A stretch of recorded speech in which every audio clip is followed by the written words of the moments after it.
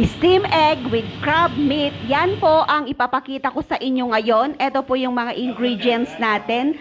Sundan nyo na lamang po yung ating paggawa ng ating procedure. Dahil ito po yung mga ingredients natin. Crab meat, 4 na itlog, spring onion, tapos yung chicken broth. Kinat ko na po ito ng 1 inch para madali lang po siyang maluto. So, ganito po yung itsura nung ating crab meat. Yan, dinipros ko na po yan kasi galing po yan ng frozen. At mag-stir tayo ng 4 na itlog. Hahaluan natin ito ng chicken broth. At imi-mix together natin. Lalagyan din natin ng konting tubig para po magiging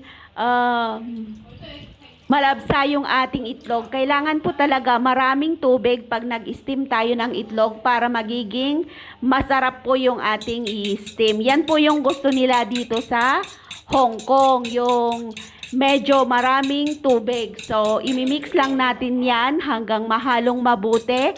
Tapos, ihahalo natin ito mamaya sa ating kinat na crab meat. So, haluin lang natin, haluin natin. Kung may makita po kayong bubbles, pwede nyo pong tanggalin yon. Pero ako hindi ko natatanggalin kasi medyo matagal pa po yung pagluluto ko. Mamaya ko pa po iluto. So, prepare ko ngayon at ipinapakita ko na sa inyo yung share ko dito sa pagluluto. So, sana po ay masundan nyo yung ating pagluluto ng steam egg with crab meat.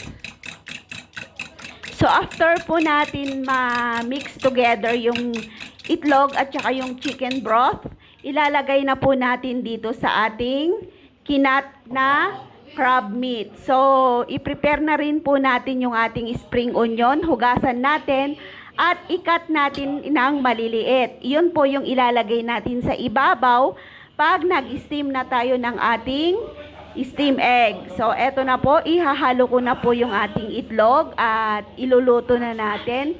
Iluluto ko po ito ng 7 minutes. Huwag po natin siyang i-overcook kasi ayaw po nila yung overcook. So, ganito po yung magiging itsura ng ating steamer. Oven po yung gagamitin ko. So, isi-set ko lang to ng 7 minutes. Tapos, ready to eat na. Isi-serve na natin sa ating mga amo dahil so yummy ang steam egg. Paborito talaga nilang ulam to.